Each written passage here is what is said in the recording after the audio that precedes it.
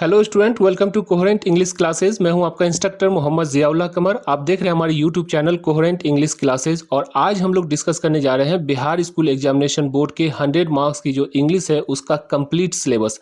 और ये जो सिलेबस है इतनी बेहतरीन सिलेबस है क्योंकि इस सिलेबस से हमने एक नहीं दो नहीं, इस बार यानी कि 2021 में 211 टॉपर्स दिया है, डिस्ट्रिक्ट स्टेट या फिर जो है आपके कॉलेज टॉपर्स को दिया है। और ये चीज़ मैं ऐसा नहीं है कि आपको यूं ही बोल दे रहा हूँ, आप जा सकते हैं हमारी कोहेरेंट इंग्लिश क्लासेस की जो है एक चैनल चलती है coherentclasses.in, coherentclasses.in पे चले जाइए और यहाँ पे आपको लिस्ट दिया हुआ है।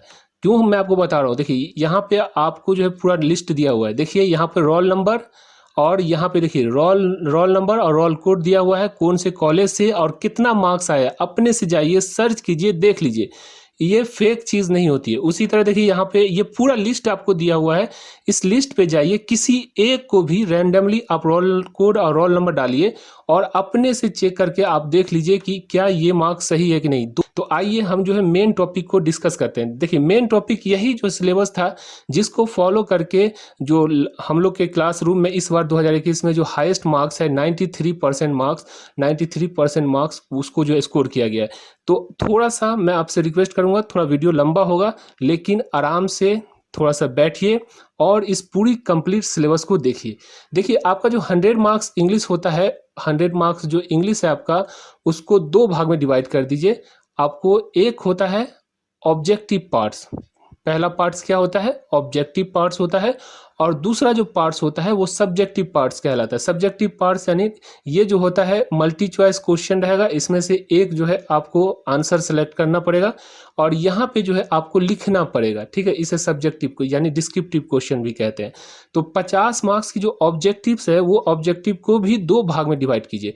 50 मार्क्स पहले जो है बिहार बोर्ड में सिर्फ 50 ऑब्जेक्टिव पूछा जाता था, लेकिन इस बार से यानी कि 2021 से अब इसे बढ़ाकर 100 कर दिया गया। मतलब कि 100 ऑब्जेक्टिव रहेगा जिसमें से किसी भी 50 ऑब्जेक्टिव का आपको आंसर देना है और 50 को छोड़ देना है आपको। तो ये जो 100 ऑब्जेक्टिव है उसका 50% यानी कि 50 ऑब्जेक्टिव, जैसे टोटल आप एग्जाम रूम में गए और वहाँ पे आपको 100 ऑब्जेक्टिव जो दिया गया उसमें से 50 ऑब्जेक्टिव आपको ग्रामर, ठीक है, और 50 ऑब्जेक्टिव आपको जो है टेक्स्ट बुक से होता है, ठीक है। समझ में आ गया? तो 50 ऑब्जेक्टिव ग्रामर से रहेगा और 50 ऑब्जेक्टिव आपको टेक्स्ट बुक से रहेगा। अब हम शुरुआत करते हैं कि 50 ऑब्जेक्टिव जो ग्रामर्स में से आता है उसमें कौन कौन ऐसा सिलेबस है, कौन कौन ऐसा चैप्टर है जिसमें से आपको 50 ऑब्जेक्टिव आता है, उसे भी हम लोग डिस्कस कर लेते हैं। तो ये देखिए 50% यानी कि 50 जो ऑब्जेक्टिव होगा ग्रामर के अंदर वो ये 19 टॉपिक है जिसमें से आता है। जैसे मान लीजिए यहाँ पे देखिए सिंगुलर और प्लुरल, एक या दो मार्क्स का पूछ देगा कि सिंगुलर का प्लुरल बनाइए, प्लुरल का सिंगुलर बनाइए। तो सिंगुलर प्लुरल से पूछ सकता है, प्रोनाउन से पूछ सकता है, एडजेक्टिव से पूछ सकता है, इन्फिनेटिव, जेरेंट्स और पार्टिसिपल। ये बड़ा इंपॉर्टेंट है और इसमें से 3 से 5 मार्क्स का जो है आपको ऑब्जेक्टिव क्वेश्चन रहता ही रहता है। हेल्पिंग वर्ब, ये भी आपको 3 मार्क्स, 2 मार्क्स, 3 मार्क्स का पूछता है। टाइम एंड टेंस में से अगर मान लीजिए यहाँ पे 2-3 मार्क्स का पूछा तो टाइम एंड टेंस में से भी जो है 3 मार्क्स या 2 मार्क्स का पूछता है। टोटल ये जो हेल्पिंग वर्ब और टाइम एंड टेंस होता है इसमें से 10 मार्क्स का क्वेश्चन पूछा जाता है। उसके बाद जो है वॉइस और नरेशन जो होता है इसमें से 2 मार्क्स और नरेशन से 2 मार्क्स, ये फिक्स है, न इससे ज़्यादा न इससे कम आपको रहेगा। एडवर्ब, प्रोपोजिशन से भी 2-3 मार्क्स का क्वेश्चन है। कंजंक्शन और रिलेटिव प्रोनाउन है उससे भी 2-3 मार्क्स का क्वेश्चन है। सेंटेंस कॉम्बिनेशन है, इसमें से भी 1-2-3 इस तरह से करके सेंटेंस कॉम्बिनेशन जो होता है उसमें से भी पूछा जाता है। इंटरचेंज ऑफ सेंटेंस, जैसे अफर्मेटिव को निगेटिव, निगेटिव को जो असर इसमें इंट्रोगेटिव सेंटेंस में जो कन्वर्ट किया जाता है उसमें से भी जो है 1-2 मार्क्स का पूछता है। क्वेश्चन टैग भी 1-2 मार्क्स का रहता है। रिमूवल टू भी 1-2 मार्क्स का रहता है।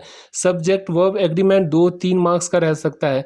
ए एंड द जो होता है ये 2 मार्क्स का पूछा जाता है। एंटोनिम्स सिनोनिम्स जो होता है 1-2 मार्क्स का पूछा जाता है। स्पेलिंग करेक्शन भी जो है आपको 1-2 मार्क्स का पूछा जाता है। देखिए मार्क्स इसमें कोई फिक्स पैटर्न नहीं, बस हम देख रहे हैं यहाँ पे कि हेल्पिंग वर्ब और टाइम और टेंस ये जो है पूरा आपको जो है 10 मार्क्स का पूछता है। और ये वॉइस नरेशन जो ये फिक्स है, तो 14 मार्क्स फिक्स है। बाकी जो है आगे पीछे एग्जामिनर जो अपने हिसाब से जिसको जो बेहतर लगता है, जो उसका फेवरेट टॉपिक्स होता है, उसके हिसाब से जो है एग्जामिनर क्या करता है कि उसमें कम या ज़्यादा जो है सवाल कर सकता है। लेकिन आएगा जो आपको एग्ज़ाम में क्वेश्चन ग्रामर से, यही जो है 19 टॉपिक्स होता है। कभी कभी एग्जामिनर क्या करता है अपने हिसाब से एक जो है टॉपिक को बढ़ा लेता है। जैसे मान लीजिए सब्स्टिट्यूट्स वर्ड होता है। सब्स्टिट्यूट्स वर्ड मतलब जैसे कि एग्जाम्पल देंगे कि एग्जामिनर लिखा रहेगा the person who bring milks for you, यानी वो व्यक्ति जो आपके लिए दूध लेकर आता है क्या कहलाता है, तो ये जो होगा मिल्कमैन कहलाता है। तो इस तरह से जो वर्ड्स होता है लंबा डिस्क्रिप्टिव को उसको जो है आपको शॉर्ट करना होता है, तो वो कहलाता है आपको सब्स्टिट्यूट्स वर्ड आपको ढूंढ के देना पड़ता है। तो इस तरह का 2021 में जो है इस तरह का क्वेश्चन आया है।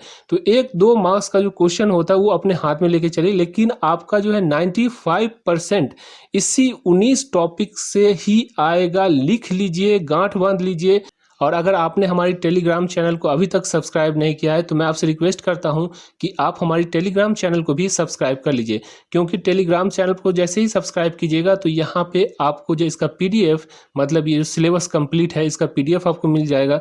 तो इसे आप क्या करेंगे कि इसे आसानी से आप जो कहीं पे रख सकते हैं सेफ्टी के साथ, और इसे जो है बार बार आप रिवाइज कीजिए और उसके अकॉर्डिंग जो है अपनी तैयारी कीजिए, ठीक है। तो इसमें जो आपका ग्रामर का तो कोई सारा पोर्शन इंक्लूड हो गया, आपको 50 मार्क्स। अगर आप ये 19 टॉपिक को सही से पढ़ेंगे तो आपको जो है आपका 50% जो है ग्रामर का जो टेंशन है, मतलब 50% जो आपका ऑब्जेक्टिव का टेंशन है वो खत्म हो जाएगा। अब रही बात कि 50% जो है आपको, यानी कि 50 जो ऑब्जेक्टिव होता है वो आपके टेक्स्ट बुक से आता है, मतलब कि रेनबो और स्टोरी ऑफ इंग्लिश से आता है। ये 2 किताब है जिसमें से आपको पढ़ना होता है जिसको, और उसमें से जो है आपको ऑब्जेक्टिव 50 ऑब्जेक्टिव आती है।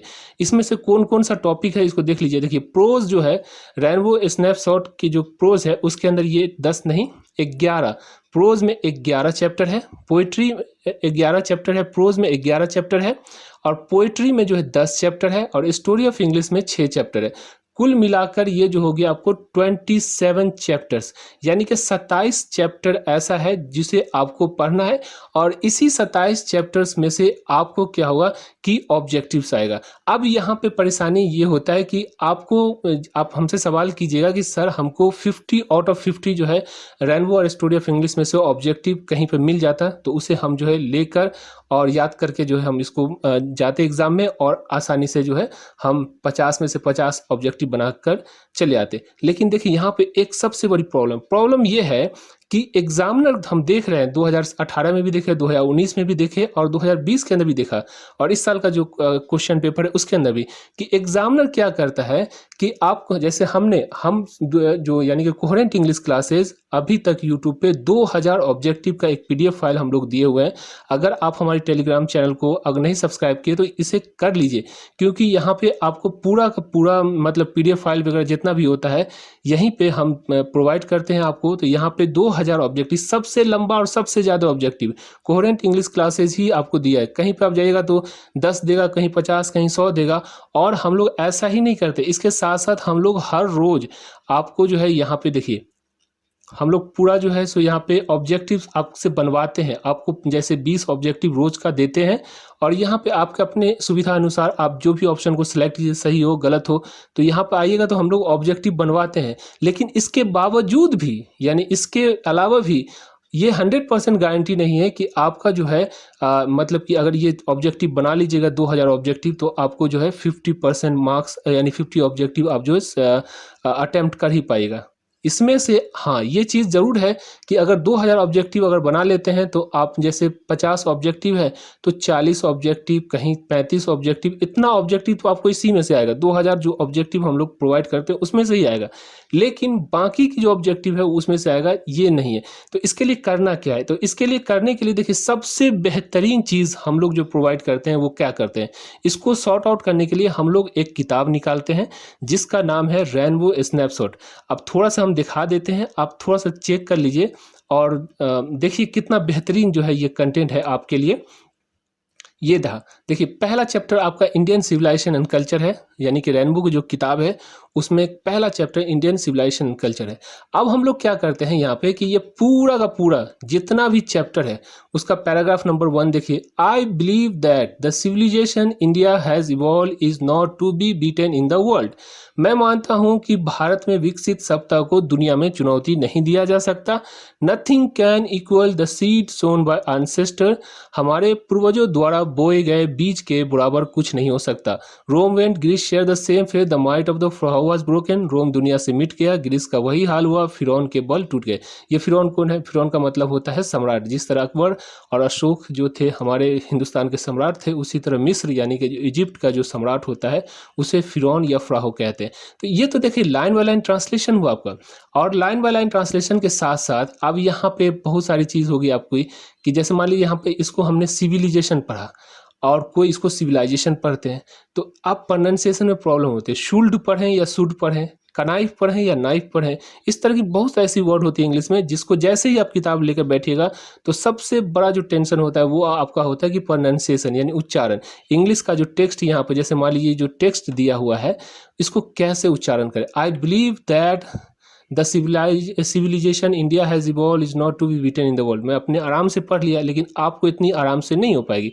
तो उसके लिए हम लोग क्या किए हैं कि हमारी जो किताब है ये रेनबो स्नैपशॉट, इसके अंदर हम लोग यहाँ देखिए, I believe that the civilization India has evolved is not to be beaten in the world।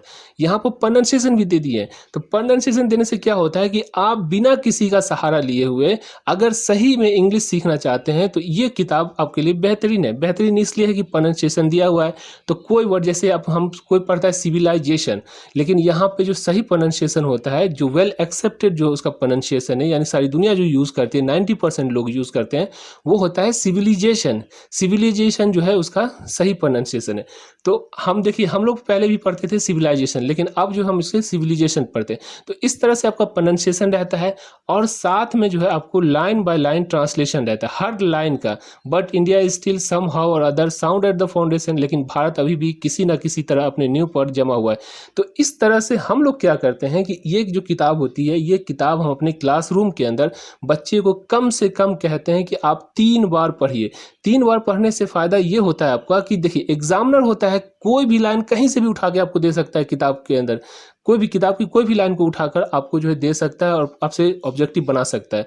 तो ये बहुत बड़ा रिस्क फैक्टर होता है ऑब्जेक्टिव के अंदर। जितना आसान होता है ऑब्जेक्टिव उतना भारी भी होता है। तो इसीलिए हम ये कहते हैं कि आप जब पूरी रामायण पढ़ लीजिएगा तो सीता किसकी पत्नी है ये समझ में आपको आ जाएगा और आपकी ऑब्जेक्टिव 100 आउट ऑफ 100 टकरा जाएगा। ठीक है, तो इसके अंदर सिर्फ ऐसा ही नहीं है, इसको ये ऑब्जेक्टिव के पॉइंट्स ऑफ व्यू से देखिए सारा का सारा लाइन हम लोग जो है इसी तरह ट्रांसलेट करते हैं। ट्रांसलेट करने के बाद आपको देखिए यहाँ पर क्वेश्चन आंसर की बात है, क्वेश्चन आंसर तक को हम लोग जो है ट्रांसलेट कर देते हैं। इससे फ़ायदा ये होता है कि आप आसानी से समझ, देखिए ये क्वेश्चन आंसर आपका, ठीक है। अब क्वेश्चन आंसर है, पहला क्वेश्चन देखिए, what do you know about Gandhi ji. Gandhi ji के बारे में आप क्या जानते हैं? देखिए यहाँ पर, Gandhi ji was a spiritual leader as well as a politician of India. Mahatma Gandhi एक आध्यात्मिक गुरु के साथ साथ भारतीय राजनीतिक भी थे। ही नोन एज अ बापू और अ फादर ऑफ नेशन। वो बापू या राष्ट्रपिता के नाम से जाने जाते हैं। तो जब हिंदी इंग्लिश दोनों रहता है ना, तो आप जब उसे याद करते हैं क्वेश्चन आंसर को, तो आसानी से आपको याद हो जाता है। और साथ में देखिए, तो इस तरह से क्वेश्चन आंसर भी है, समरी भी है, ऊपर देख लीजिए समरी भी दिया हुआ है। देखिए ये पूरा समरी है आपको, देखिए ये समरी रहा आपका। इस तरह से लाइन बाय लाइन ट्रांसलेट किया हर चैप्टर का, चाहे प्रोज हो या पोइट्री हो, ये सारे की सारी चैप्टर का जो है इसके अंदर ट्रांसलेशन रहता है। समरी हो गया और क्वेश्चन आंसर आपको हम दिखा ही दिए। आप देखिए इसके अंदर ऑब्जेक्टिव, तो यहां से स्टार्ट हो गया आपका ऑब्जेक्टिव, स्टार्ट हुआ।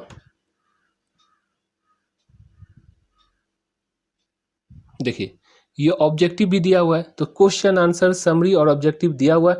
आसानी से घर पे बैठ के आप जो पढ़ाई कर सकते हैं। इस किताब के अंदर सिर्फ रेनबो ही नहीं, रेनबो के साथ साथ स्टोरी ऑफ इंग्लिश जो 6 चैप्टर आपको पढ़ना पड़ता है उसका भी इसके अंदर लाइन बाय लाइन ट्रांसलेट किया हुआ रहता है।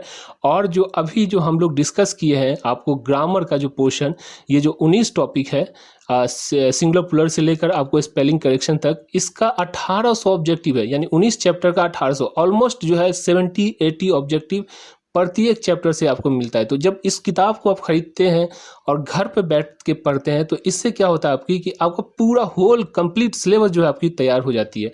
तो इस तरह से हम यही कहेंगे आपसे कि अगर आपने हमारी जो है ये किताब रेनबो स्नैपशॉट अगर नहीं खरीदा है तो आप प्लीज़ एक चैप्टर को पढ़िए और देखने की कोशिश कीजिए कितना बेहतरीन कंटेंट है। तो इसको अगर आप ख़रीदना चाहते हैं तो आप हमें जो है इस नंबर पे दिया हुआ नीचे में जो नंबर है आपको, ये 9065829862 9065829862, इस नंबर पे व्हाट्सअप कर सकते हैं। जैसे ही व्हाट्सअप कीजिएगा आपको ऑटोमेटिकली फ्री में आपको जो है रेनबो का कुछ चैप्टर्स का जो है सैंपल आपको मिल जाएगा। तो आप उसको पहले पढ़िए। पढ़ने के बाद अगर आपको लगता है ये किताब आपके लिए बेहतरीन है तो आप जो है इसी नंबर पे मैसेज कर सकते हैं और आपको जो है कंप्लीट जानकारी आपको मिल सकती है। ठीक है, तो ये रहा आपका प्रोज का रेनबो का। तो देखिए ग्रामर का उस किताब के अंदर पूरा 1800 ऑब्जेक्टिव आपको दिया हुआ है। 50% रेनबो और स्टोरी ऑफ इंग्लिश की जो ऑब्जेक्टिव होगी, अगर पूरा चैप्टर को पढ़ लीजिएगा, बेहतरीन लाइन बाय लाइन ट्रांसलेट किया हुआ, प्रोनाउंसिएशन दिया हुआ है, क्वेश्चन आंसर को जो है line by line Hindi English में ट्रांसलेट किया गया है। उसके बाद जो है उसके अंदर आपको जो है सो पूरा समरी भी दिया हुआ है, ऑब्जेक्टिव भी दिया हुआ है, सारी चीज़। तो ये पूरा का पूरा 100% आपको जो है इसके अंदर आपका कहीं से नहीं छूटेगा। 50 मार्क्स की जो है ऑब्जेक्टिव आपकी कंप्लीट हो जाएगी। अब यहाँ पर बात करते हैं 50 मार्क्स सब्जेक्टिव की बात है। तो 50 मार्क्स सब्जेक्टिव की बात है। यहाँ पे आपको क्या हुआ, ये 50 मार्क्स ऑब्जेक्टिव सिर्फ एक किताब है जिसको पढ़ना याद करना नहीं है। तो आपका 50 मार्क्स ऑब्जेक्टिव कंप्लीट हो गया। अब 50 मार्क्स सब्जेक्टिव की बात कीजिए। 50 मार्क्स सब्जेक्टिव की जो बात है ये कैसे आता है, देखिए यहाँ पे इसमें से आपको ये देखिए 5 मार्क्स का लेटर राइटिंग होता है।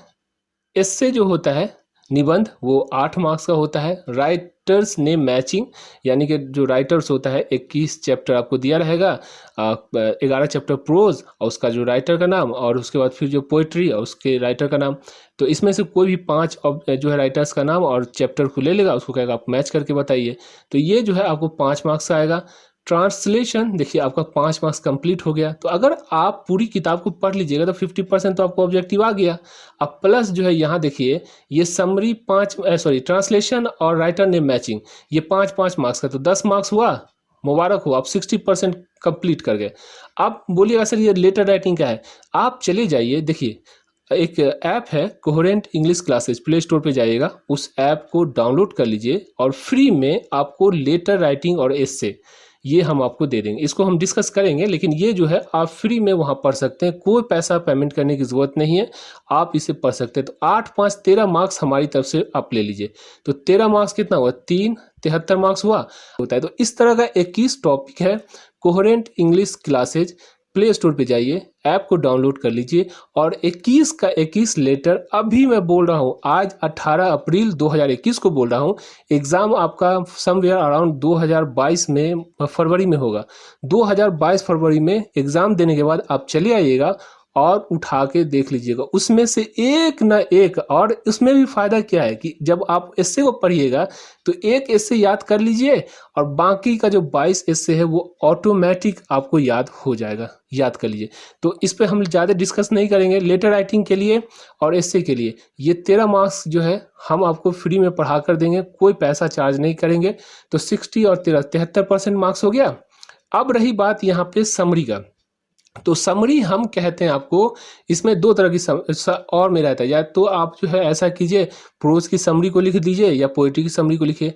हम आपको कह रहे हैं कि आप प्रोज की समरी याद ना कीजिए, सिर्फ और सिर्फ जो है पोइट्री की समरी याद कीजिए। अब पोइट्री की समरी कैसे याद कीजिएगा, याद रखिए, देखिए आपको जो है 4 क्वेश्चन पूछता है, 4 जो है रहता है पोइट्री, कहता है इसमें से किसी एक को, या कहीं कहीं पे 3 रहता है, कभी 3 कभी 4। अगर 3 ही मान लेते हैं कि 3 अगर पोइट्री जो रहता है, 3 पोइट्री दे दिया, जैसे मान लीजिए कि sweetest love I do not go हो गया, एक now the leaves are falling fast हो गया, एक फायर हेम हो गया, ये 3 है। आप कहता है किसी एक पे जो है आपको क्या करना है, पोएट्री को लिखना है, मतलब इस किसी एक पोएट्री की समरी को लिखना है।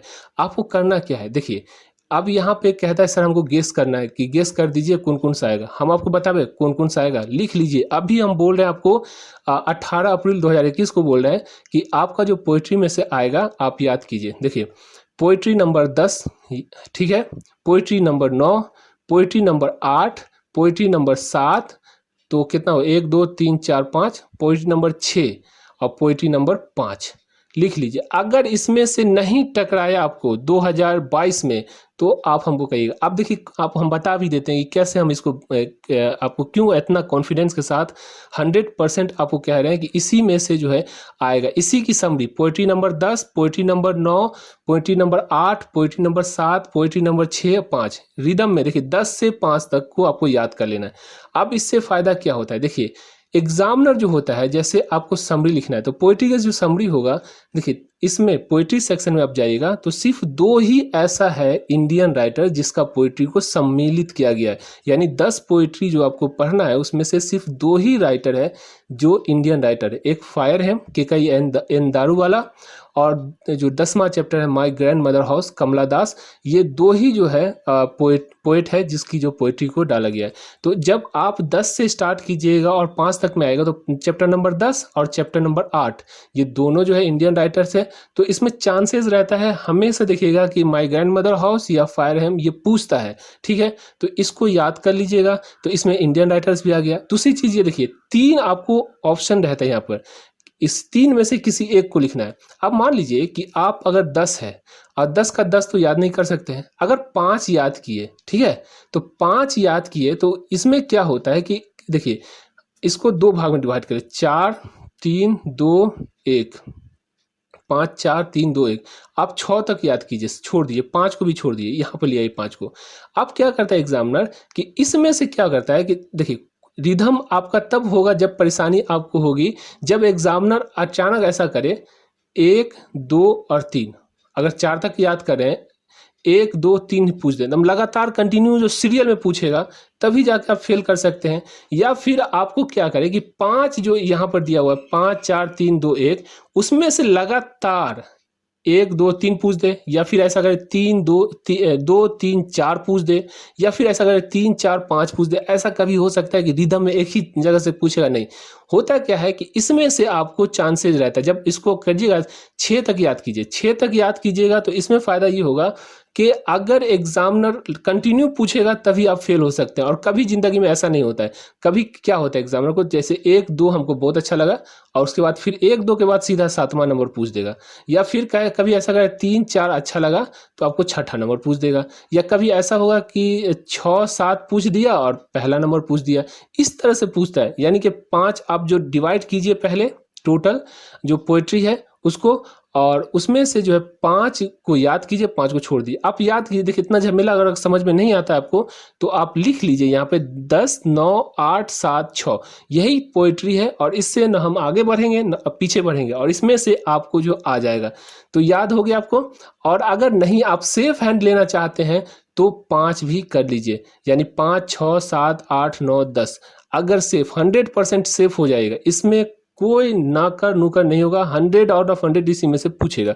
तो हम पोएट्री की समरी कह रहे हैं, प्रोज की समरी याद करने को नहीं बोल रहे हैं, इसका हम ट्रिक्स आपको बताएंगे क्यों नहीं। अब देखिए यहाँ पर very short answer type question होता है, जिसमें से 10 मार्क्स का very short answer type question होता है। इसमें से प्रोज में से 4, पोएट्री में से 3 और स्टोरी ऑफ इंग्लिश में से 3 रहता है, 4 3 3 करके। प्रोज में से 4, पोएट्री में से 3 और स्टोरी ऑफ इंग्लिश में से 3 रहता है। तो यहाँ पे आपको जैसा आप देखे होंगे, दिखा दिए हम आपको कि यहाँ पे आपको पूरा लाइन बाय लाइन ट्रांसलेट किया हुआ रहता है क्वेश्चन आंसर। तो इसमें आसानी आपको ये होती है, देखिए पूरा का पूरा लाइन बाय लाइन ट्रांसलेट किया हुआ है क्वेश्चन का आंसर।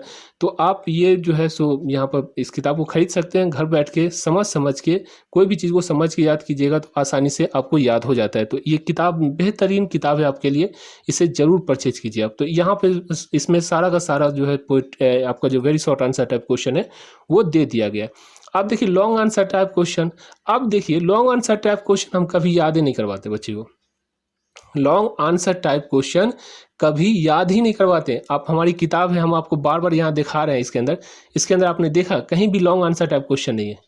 इसमें जो है कहीं भी लॉन्ग आंसर टाइप क्वेश्चन नहीं, हमारी किताब में लॉन्ग आंसर टाइप क्वेश्चन नहीं। तो सवाल तो उठता है ना कि सर देखिए लॉन्ग आंसर टाइप क्वेश्चन ठीक है, नहीं 10 में से 10 तो कम से कम 1-2 भी तो दीजिए ना। हम देते ही नहीं है। क्यों नहीं देते हैं? क्योंकि मेरा काम चल जाता है, हमको लॉन्ग आंसर टाइप क्वेश्चन की ज़रूरत ही नहीं पड़ती है। और इसीलिए तो कैसे नहीं पड़ती है वो बता देते हैं आपको। देखिए हम कह रहे हैं आपको कि ये जो समरी जो कह रहे थे आपको कि समरी जो याद कीजिएगा, तो पहली चीज़ याद रख लीजिए कि समरी 10 से लेकर आपको जो है 5 तक याद करना है। 5 से लेकर 10 तक समरी याद करना है, एकदम कंटिन्यू। 5, 6, 7, 8, 9, 10 का समरी याद करना है। इसका किसका? पोयम का। अब यहाँ पे लॉन्ग आंसर टाइप क्वेश्चन में हम लोग क्या करते हैं? लॉन्ग आंसर टाइप क्वेश्चन में क्या होता है कि उसमें भी होता है प्रोज को कहता है 4 मार्क्स का रहता है, 4 का रहता है। तो 4 मार्क्स का प्रोज होता है, 4 मार्क्स का पोएट्री होता है। और वो कहता है क्या आपको कि आप जो है कोई लाइन उठा के दे देगा आपको, कहेगा इसको एक्सप्लेन कीजिए। पोएट्री का 4 पोयम में से जो कोई भी 4 पोयम में से कोई भी लाइन उठा के दे देगा। आपके जो प्रोज का जो सेक्शन है उसमें से भी लाइन उठा के दे देगा, आप कहेगा इसको जो एक्सप्लेन कीजिए। तो इसमें से 2 रहता है, पोयम का रहता है 4 पोयम, 4 पोएट्री का रहता है। इसमें से किसी 2 को आपको अटेम्प्ट करना है। आप चाहें तो पूरी पोएट्री को अटेम्प्ट कर ले, 2 पोएट्री को, या आप चाहें तो पूरी पोयम को अटेम्प्ट कर ले। तो इसमें क्या करते हैं हम लोग कि हम कहते हैं कि पोएट्री वाला जो है सेक्शन उसको अटेम्प्ट कीजिए। अटेम्प्ट करने का मतलब ये हुआ कि 2 पोएट्री को उठा लीजिए और उठाने के बाद उसकी जो समरी है, ये जो समरी है देखिए 1 तीर 2 निशान है, ये जो समरी है आपको 5 मार्क्स का यहाँ भी काम आ गया।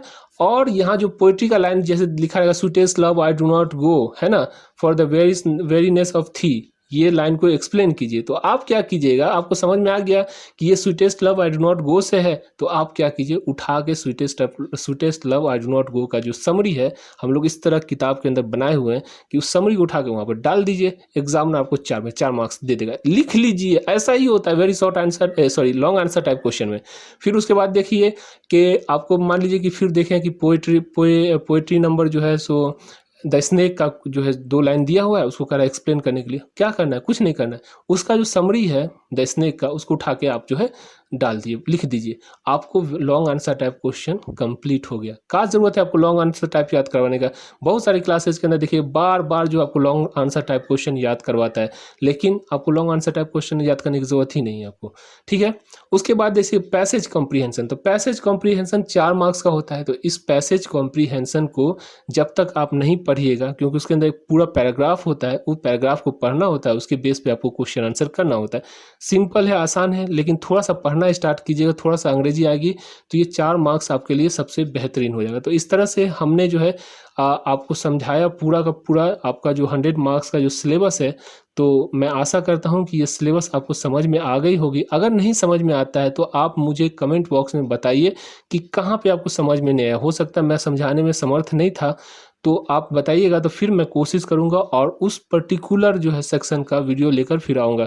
तो आशा करता हूँ ये वीडियो आपको अच्छी लगी होगी। अगर आपको ये वीडियो अच्छी लगती है तो अपने दोस्तों के साथ शेयर कीजिए और इस चैनल को यानी कोहेरेंट इंग्लिश क्लासेस को सब्सक्राइब कीजिए और हमारे टेलीग्राम चैनल पे जुड़ना ना भूलिए। Thank you so much for watching coherent English.